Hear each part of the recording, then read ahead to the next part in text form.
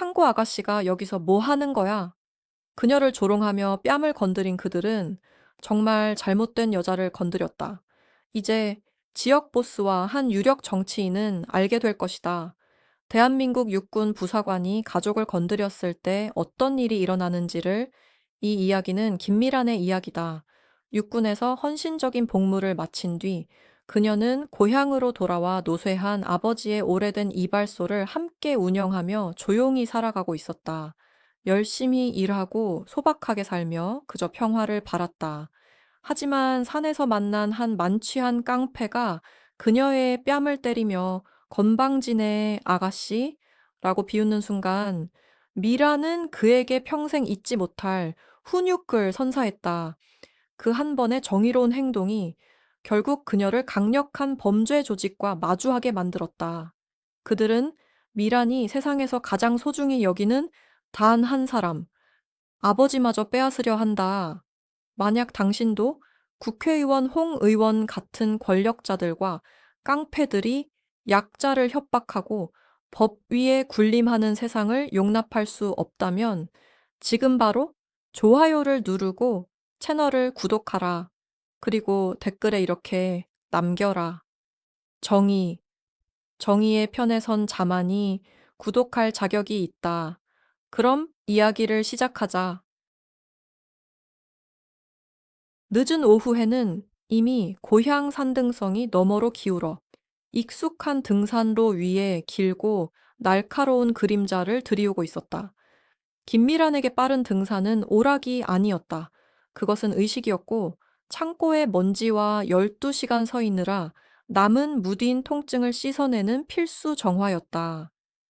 사흘 전이 아니라 4년 전, 그녀는 대한민국 육군 페이 위관급 부사관 Non-Commissioned Officer 부사관의 무거운 어깨를 벗어던진 전직 분대장이었다. 이제 그녀는 단지 조명을 켜기 위해 박스를 쌓는 30살의 배급회사 창고 관리자였다. 그녀의 진정한 조용한 자부심은 상기슬게 있었다. 아버지의 이발소, 매일 저녁, 매 주말 그녀는 그곳에 있었다. 머리카락을 쓸고 이발기를 소독하고 그녀를 키운 완고한 노인을 옆에 두고 그냥 앉아 있었다. 가게, 킴스 카트은 작고 간판은 바랬지만 그곳은 그들의 역사였고 그들의 닻이었다. 그녀는 마을을 내려다보는 작은 목조 정제에 도착했다. 공기는 시원하고 깨끗해야 했지만 값싼 소주와 오래된 담배 연기에 악취로 탁했다. 동네 깡패 세 사람이 술에 취해 소란을 피우고 있었다. 그들 우두머리, 어머니만이 잊을 수 있을 법한 얼굴을 한 뚱뚱하고 덜렁한 남자는 동네에서 개똥개통으로 알려져 있었다. 그는 진흙 위에 엎어진 소풍 자리를 괴롭히며 시끄럽게 행패를 부리고 있었다. 미라는 발걸음을 멈췄다. 평소 그녀가 억누르고 있던 조용한 분노, 수년간 군대의 규율로 다져진 가 솟아올랐다.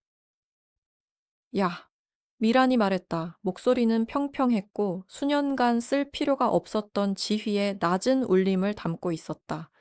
치우고 가. 개똥은 돌아섰다. 눈에는 술 기운으로 붉은 안개가 감돌았다. 그는 젖고 추한 웃음을 터뜨렸다.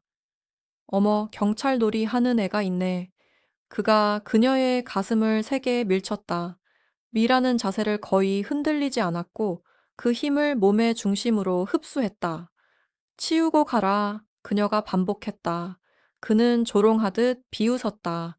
입에서 술 냄새가 진하게 났다. 그리고 결정적인 선을 넘었다.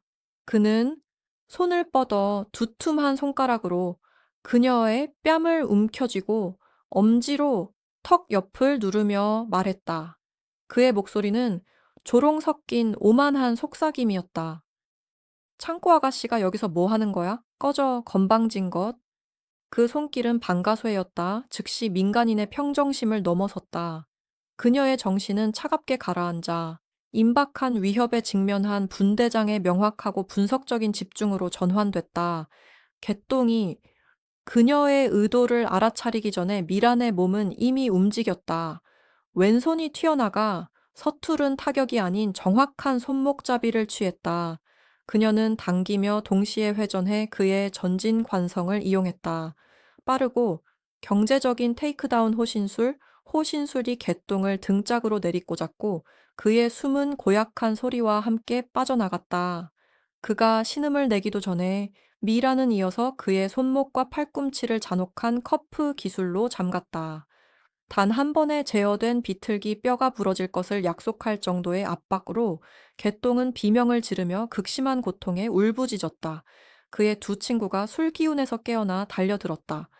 첫 번째는 무릎 측면을 향한 낮고 날카로운 킥을 맞았고, 이어서 즉시 태양혈에 깊이 꽂힌 팔꿈치 공격을 받았다. 그 남자는 숨도 못 쉬며 쓰러졌다. 세 번째 깡패는 칼을 들고 서 있었지만 그 잔혹함에 잠시 얼어붙었다. 미라는 주저하지 않았고 칼을 쥔 손을 발꿈치로 밟아 찌은 뒤 예리하고 제어된 무릎으로 옆구리를 가격해 그를 땅에 나뒹구게 했다. 그는 갈비를 움켜쥔 채 흐느끼고 있었다. 모든 것이 빠르고 깔끔하며 완전히 프로페셔널했다. 미라는 개똥의 팔을 풀어주고 그를 더러운 나무 위로 떨어뜨렸다. 그녀는 신음하는 깡패 위에 서서 눈빛은 어둡고 자비가 전혀 맨 없었다. 잘 들어라. 그녀의 목소리는 낮고 침묵을 가르며 날카로웠다. 너와 네 불쌍한 친구들은 이걸 치우고 그리고 이 산을 떠나라. 이 마을의 정직한 사람 누구라도 다시 괴롭혔다는 말 한마디 한 소문이라도 들으면 나는 네 팔만 부러뜨리지 않겠다. 네가 신경 쓰는 모든 것을 찾아내서 빼앗겠다. 알겠느냐? 개똥은 겁에 질린 고개만 끄덕일 수 있었다. 신속한 심판을 지켜본 가족은 아무 말 없이 짐을 챙겨 서둘러 떠났고 깡패들과 끔찍한 침묵만이 남았다. 미라는 개똥이 아픈 몸과 부서진 자존심을 끌고 산을 내려가는 것을 지켜보며 그가 남긴 공포의 냄새를 맡았다. 그녀는 이것이 끝이 아님을 알고 있었다. 뭉쳐 다니는 쓰레기들은 언제나 복수를 원한다. 미란의 힘 과시는 절대적이었지만 산을 떠난 깡패들은 조직과 연계된 자들이었다. 그녀는 방금 지역 조직을 폭력적으로 모욕했다. 동네 보즈는 그 굴욕에 어떤 값을 매길 것인가. 산에서 일어난 사건은 작은 마을을 순식간에 뒤흔들었다. 입소문은 삽시간에 퍼졌고 결국 그 소식은 봉 사장의 귀에까지 들어갔다. 봉 사장은 전국구 조직 보스가 아니었다. 그는 동네의 불법 도박장과 잔챙이, 삥 뜯기 사업을 관리하는 하급 구역 보스였다. 그의 세상은 거리였고 그의 얼굴이 곧 명함이었다. 그런 그에게 창고 관리자 따위가 자기 부하들, 그것도 입만 살았던 개똥까지 제압했다는 건 단순한 모욕이 아니었다. 그건 오히려 흥미로운 광고였다. 그는 복수보다 미란을 자신의 경호팀으로 끌어들이는데 더 관심이 있었다. 광견처럼 싸우는 전직 부사관이라면 그에게 딱 필요한 근육이었다. 그는 그녀의 가장 약한 곳, 이발소를 조여오기 시작했다. 방법은 교묘하면서도 잔혹했다. 봉 사장은 공격적이지 않은 깡패들을 번갈아 킴스컷 근처로 보냈다. 그들은 범죄를 저지르지 않았다. 그저 차양 밑에 기대어 좁은 입구를 막고 담배를 피우며 시끄럽게 떠드는 것뿐이었다. 그러나 그 소라는 노년층 단골 손님들을 단번에 몰아냈다. 가게를 지탱하던 조용한 손님 흐름이 하루아침에 끊겼다. 미란의 아버지는 옛날식 사람, 자존심 강하고 고집스러웠다. 그는 경찰에 신고하길 거부했다. 이 동네에서 조직 보스를 경찰에 고발하는 건 불 위에 휘발유를 붓는 짓이라는 걸 알고 있었기 때문이다. 미라는 합법적인 길을 택하려 했다. 등을 곧게 세우고 목소리를 단단히 가다듬은 차에 지구대에 들어가 신고서를 냈다. 하지만 지구대 서기는 피곤하고 무관심했다. 그는 봉 사장의 합법적 회피수를 이미 수십 번 봐온 사람이었다. 그는 그녀의 신고를 불법 체류, 로이터링, 배회로 분류하더니 고개를 저었다. 김 씨, 걔네가 사람을 때린 것도 아니고 유리창을 깬 것도 아니잖아요. 명확한 폭행 증거 없이는 저희가 움직일 수 없습니다. 보호를 위해 만들어진 시스템은 관료주의와 지역 정치에 덫에 걸려 마비된 상태였다. 압박은 곧 육체적인 무게가 되었다. 3주간의 매출 손실 후 가게는 출혈이 심각했다. 그리고 잠 못 이루는 밤들이 계속되자 결국 그 무게는 그녀의 아버지를 쓰러뜨렸다. 차가운 아침, 미라는 아버지가 이발 의자 옆 바닥에 쓰러져 있는 모습을 발견했다. 작은 지방 병원에서의 진단은 그녀의 최악의 예감을 확인시켰다. 과도한 스트레스로 인한 경미한 발작, 그리고 오래된 지병. 당장은 생명에 지장이 없지만 앞으로의 큰 발작을 막기 위해선 시급하고 고비용의 시술이 필요했다. 미라는 병원비 명세서를 바라보았다. 이발소의 텅 빈 현금함으로는 그 금액의 10분의 1도 감당할 수 없었다. 그날 밤 낯선 번호가 휴대폰 화면에 떴다. 발신자는 봉 사장이었다. 그의 목소리는 소름 돋을 만큼 차분하고 익숙했다. 아버지 상태가 안 좋다지. 안타깝네. 미라는 손에 쥔 휴대폰을 하얗게 쥐어짰다. 뭘 원하는 거야? 간단하지. 일자리 제안이야. 나랑 1년만 일해. 내 보안팀 맡아. 묻지도 따지지도 말고. 대신 아버지 병원비 전액 내가 현금으로 처리해주지. 서류도 필요 없어. 그리고 내 이발소. 앞으로 우리 애들이 자율방범대가 되어 지켜줄 거야. 그는 그녀에게 24시간의 시간을 주었다. 전화를 끊고 미라는 하얗고 무균한 병원 벽을 바라보았다. 그 선택은 고통스러웠다. 자신의 도덕과 군인의 명예를 버릴 것인가? 아니면 아버지가 천천히 죽어가는 것을 지켜볼 것인가? 그 순간 미라는 어두운 길의 문턱에 서 있음을 느꼈다. 하지만 아버지의 생명이 그 문턱 위에 놓여 있었다. 그녀는 그 길로 발을 들여놓을 수밖에 없었다. 그녀는 아버지를 구해야 했다. 그녀의 영혼이 어떤 대가를 치르더라도 미라는 결국 봉 사장의 제안을 받아들이기로 결심했다. 그녀의 군인다운 규율과 절제는 이제 범죄자의 명령 아래 놓이게 되었다. 그녀는 과연 끝까지 이 길을 걸어갈 수 있을까? 그리고 봉 사장이 말한 호의의 진짜 대가는 과연 무엇일까? 미라는 밤새 천장을 바라보며 한숨도 자지 못했다. 병원 소독약 냄새와 함께 봉 사장의 제안이 풍기는 도덕적 부패의 냄새가 코를 찔렀다. 동쪽 하늘이 멍든 보랏빛으로 물들 무렵 병실 문을 두드리는 묵직한 소리가 들렸다. 간호사가 아니었다. 그는 이 형사 지방강력반의 노련한 수사관이었다. 마치 지난 10년 동안 제대로 잠들어 본 적이 없는 사람처럼 보였지만 그의 눈빛만큼은 여전히 칼날처럼 날카로웠다. 그는 서류 가방도 인사말도 생략했다. 낡은 가죽 지갑을 탁자 위로 밀며 배지를 보여줬다. 아버지 수술건, 봉 사장의 제안, 그리고 당신의 군 경력까지 다 알고 있습니다. 김미란 씨. 그의 목소리는 낮고 거칠었다. 당신은 전직 부사관이죠. 쓰레기들과 어울릴 사람이 아닙니다. 이 형사는 위험한 제안을 내놓았다. 미란이 봉 사장의 제안을 받아들이되 그 조직 내부로 들어가 경찰의 정보원으로 움직이라는 것이었다. 대신 경찰은 비공개 피해자 지원 기금을 통해 아버지의 긴급한 치료비를 지원하고 사건이 종결된 후엔 이발소의 안전을 영구적으로 보장하겠다고 약속했다. 미란에게 이 형사는 마지막 남은 정직한 희망의 불씨였다. 그녀는 그의 손을 꽉 잡았다. 그 악수는 말 없는 절박한 서약이었다. 그날 오후 미라는 봉 사장에게 전화를 걸었다. 그리고 수락했다. 하지만 그녀는 싸게 팔리지 않았다. 아버지 수술은 지금 당장 필요합니다. 응급 보증금으로 쓸 계약금을 현금으로 지금 바로 보내주세요.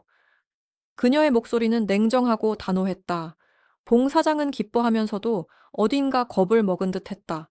그는 즉시 요구를 수락했다. 다음 날 미라는 그 돈으로 병원에 수술비를 납부했고 아버지는 수술 일정에 올랐다. 그날 밤 창고 뒤 어두운 골목에서 이 형사가 그녀를 다시 만났다. 그는 검은색 전자담배 하나를 건넸다. 겉보기엔 평범했지만 내부는 비워져 있었다. 그 안엔 은밀한 도청 장치가 숨겨져 있었다. 충전 잘하고 항상 몸에 지녀요. 누구에게도 보여주지 마십시오. 그 말은 명령이자 경고였다. 그날 이후 미라는 봉 사장의 새 근육, 즉 그의 조직원으로서의 끔찍한 새로운 삶을 시작했다. 첫 임무는 지역 어시장 영토 분쟁 해결이었다. 칼과 고함, 그리고 비린내가 뒤섞인 혼돈의 현장, 서로 구역을 놓고 폭발 직전인 두 패거리 사이로 미란이 걸어 들어갔다. 그녀는 싸우지 않았다. 군인 특유의 고든 자세와 냉철한 시선, 그리고 정확한 위협 분석력으로 상황을 장악했다. 필요한 만큼의 힘, 필요한 만큼의 위압감, 그녀는 계산된 움직임으로 폭발 직전의 긴장을 진정시켰다.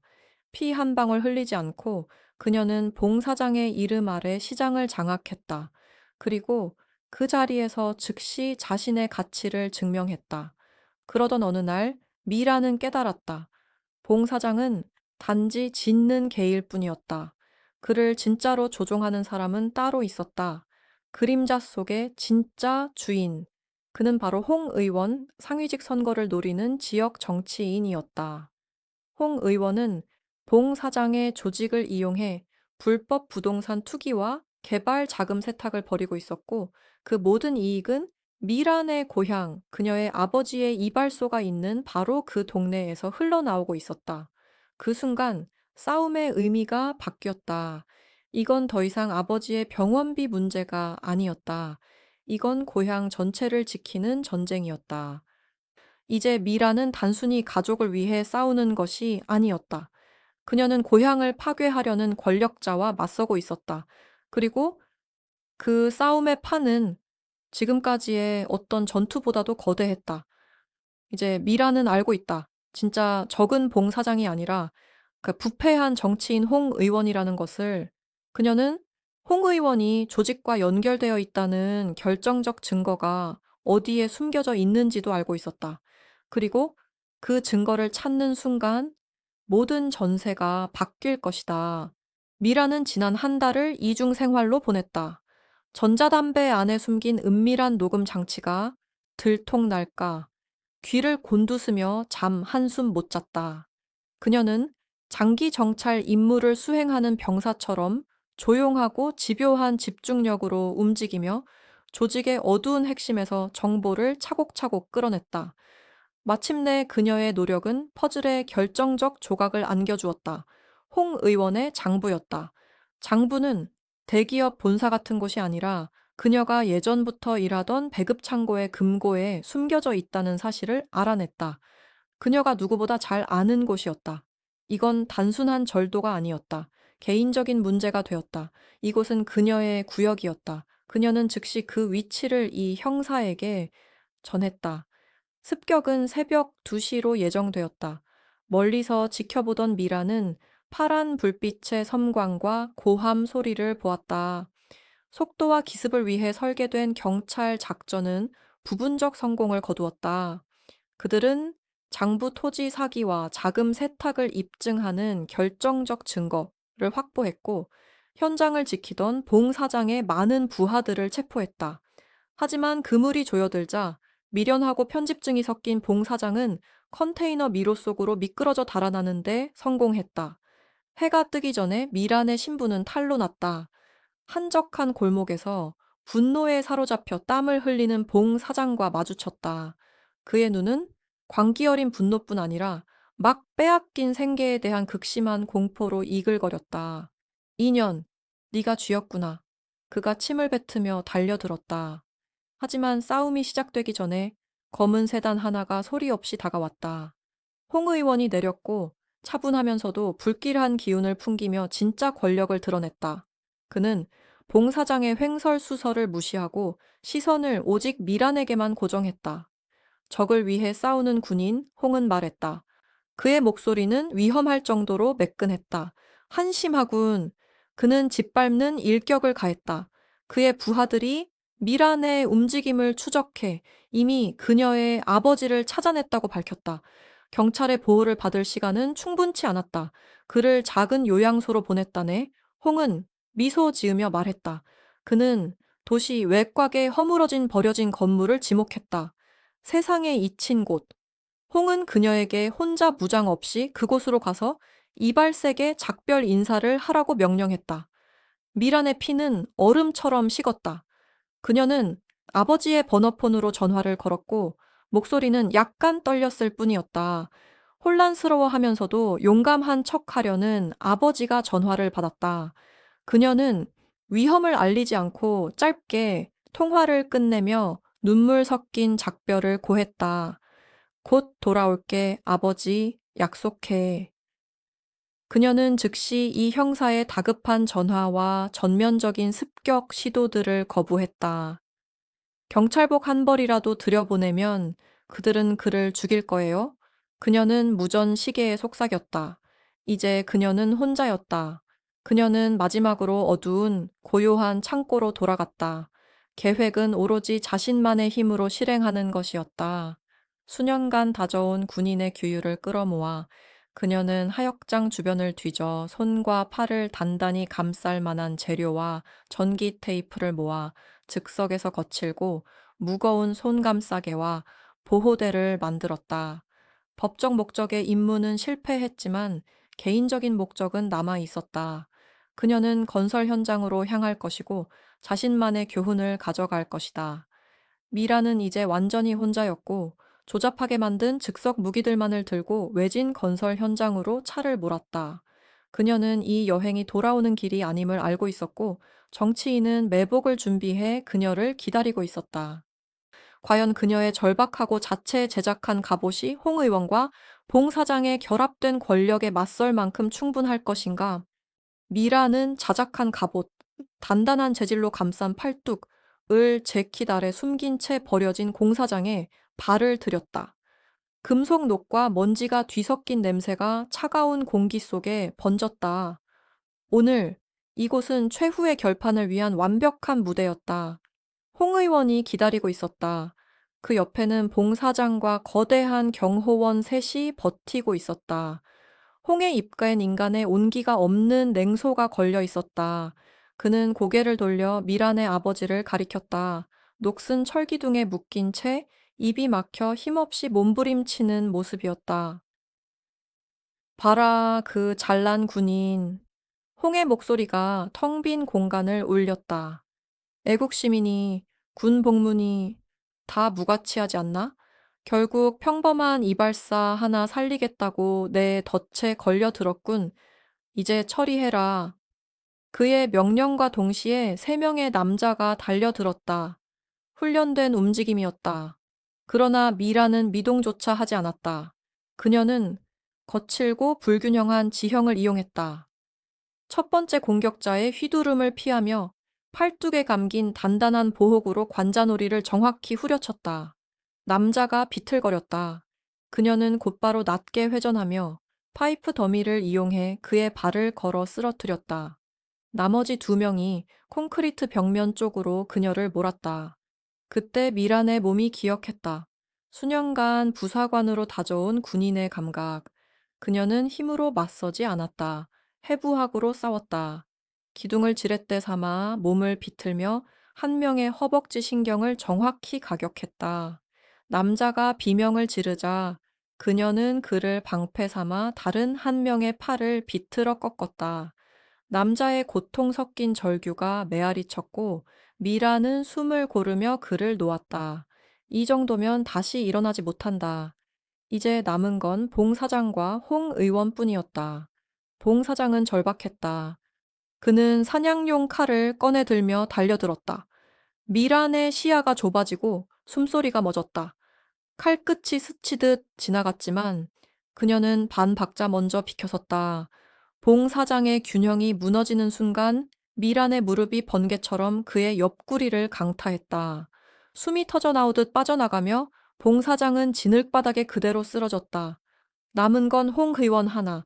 그의 손이 떨리고 있었다. 공포가 아닌 분노로 그는 코트 안에서 작은 권총을 꺼내 들었다. 그리고 겨눈 곳은 미란이 아니라 그녀의 아버지였다. 이게 무력한 자들이 사라지는 방식이지. 홍의 목소리가 낮게 갈라졌다. 미란의 시선이 땅을 스쳤다. 그녀는 보았다. 녹슨 철근 한 조각, 약 30cm 길이의 금속 조각. 그녀는 마지막 남은 힘으로 그것을 움켜쥐어 던졌다. 목표는 머리가 아니라 손목이었다.